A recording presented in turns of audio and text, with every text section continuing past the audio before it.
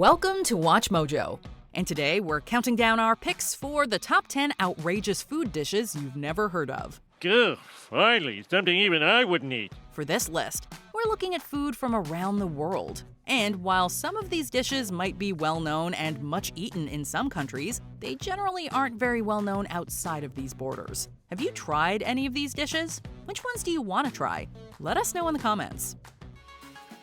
Number 10. Spoon worms. If you thought Squid Game was the most intense thing you ever experienced from South Korea, you might want to try chowing down on a spoon worm next time you're in Seoul. 방금 무슨 소리예요? Known as K-bul in Korea, the spoon worm lives on the sea floor and usually has other animals living inside it. Ergo, its nickname, Fat Innkeeper Worm. I've always wanted a cool nickname like that. The worm is often eaten raw, sometimes with a dipping sauce, and the texture is rather chewy. As you might assume, it tastes pretty fishy, but it's said to have sweet notes as well. And yes, it does look like what you think it looks like. In fact, its most common nickname is penis fish. That looks just like an enormous Wang! Number 9. Scrapple. While most of the world will have no idea what scrapple is, there's a decent chance that folks in the mid-Atlantic states are eating some right now as they watch this. That is good, man. While apples have nothing to do with this dish, the scrap part of the name is quite accurate. Start with boiled pork scraps. Think head, heart, liver, etc. How about pig rectum? Combine the resulting broth with cornmeal, buckwheat, and spices. Turn the resulting mush into a loaf and cool. Now you can slice off a piece, pan fry, and serve it beside your eggs at breakfast. The locals love to talk you into trying. You're gonna be surprised. Number 8. Chitlins. From the mid-Atlantic, we move on down to the southern states, where chitlins are a popular dish and a staple of soul food cooking. But what are they exactly? Well, the adorable name may be somewhat deceiving, as chitlins are actually animal intestines, usually pig. I mean, I know chitlets are the intestine, but should they really stink? Before I do taste them, I'd like to pray to God before I put any of that in my mouth. And while in North America the dish is very much associated with the American South, animal intestines are eaten around the world. In New Zealand, they generally use sheep or lamb intestines. In Madrid, gallinejas is fried sheep intestines. In Gironde, France, pig intestines are boiled, then grilled to make a dish called tricandis. Given how many countries eat a version of it, it looks like chitlins is a don't knock it till you've tried it situation. I'd rather eat the dog. Number 7. Sea lamprey. If the reason you're against eating certain animals is because they're cute and it makes you feel bad, then you should have no problem digging into a sea lamprey. Also known as vampire fish, this ancient, barely evolved creature looks like a very small-scale sandworm from Dune. Although, unlike the sandworms, lampreys do not provide the key to interstellar travel. What they do provide is a mouthfeel similar to meat and a taste that, surprisingly, isn't fishy. Mouthfeel, what is that? The inside of your cheeks are very sensitive. It's like the inside of your thighs, except with the tongue. Oh, God, look, no. Apparently, people have been eating these ugly creatures dating back to the Middle Ages, or even earlier. And that non-fishy taste is one reason folks have gravitated to them. Will you? Hey, sewer rat may taste like pumpkin pie, but I'd never know because I wouldn't eat the filthy mother. Number 6. Shirako. Shirako is a Japanese dish that directly translates to white children. But don't worry, while the color description is accurate, no children were harmed in the creation of this dish.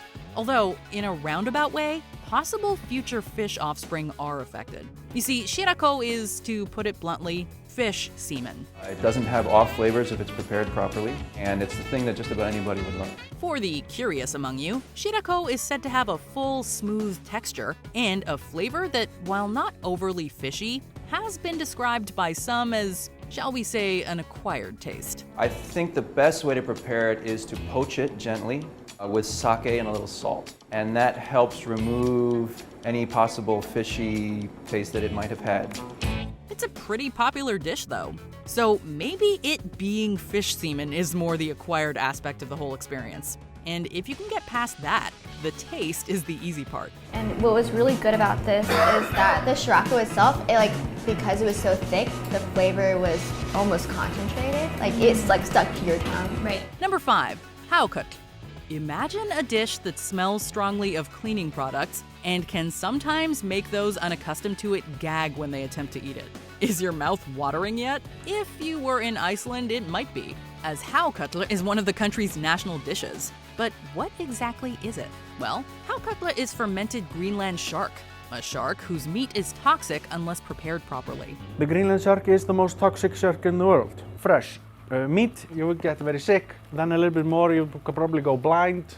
And then death after that. And in so preparing, a large amount of ammonia is created in the months-long fermenting process. It's I dye my hair and it's literally like bleach. It's hair bleach, right? Okay, yeah, like hair dye. Ergo the cleaning product odor that emanates from it and the gag reflex it activates. Still want to give it a try? It tastes much better than it smells. If you happen to be in Iceland, you can find it cubed in bags in local stores. Number 4, Rocky Mountain oysters.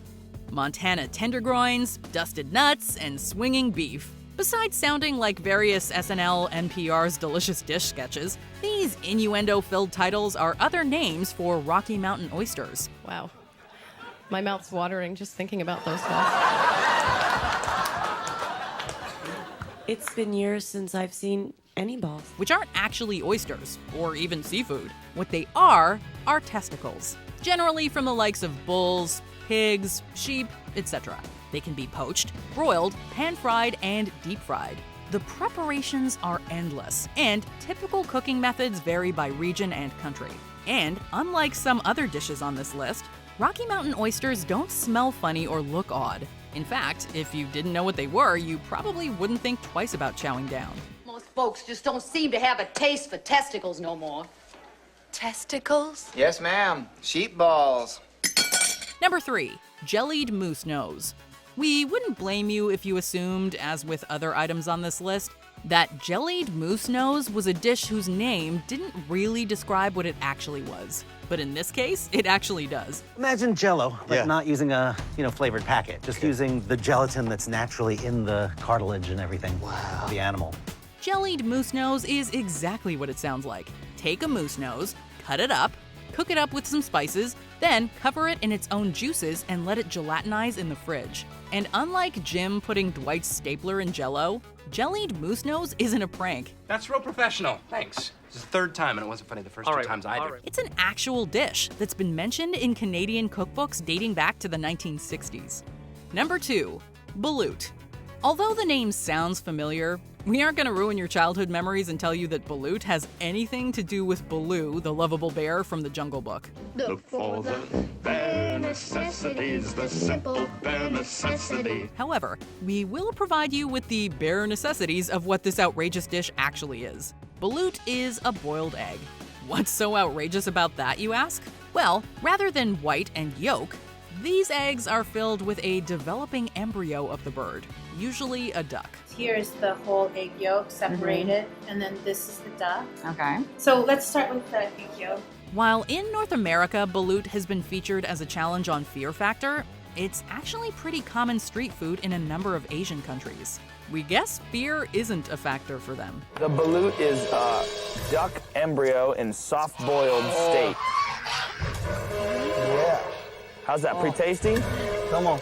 Before we continue, be sure to subscribe to our channel and ring the bell to get notified about our latest videos. You have the option to be notified for occasional videos or all of them. If you're on your phone, make sure you go into your settings and switch on notifications. Number 1, CIVET coffee. There are 2 things you should know about CIVET coffee, also known as Kopi Luwak. Kopi Luwak, the rarest beverage in the world. Take a whiff. Number 1, but more importantly, number 2.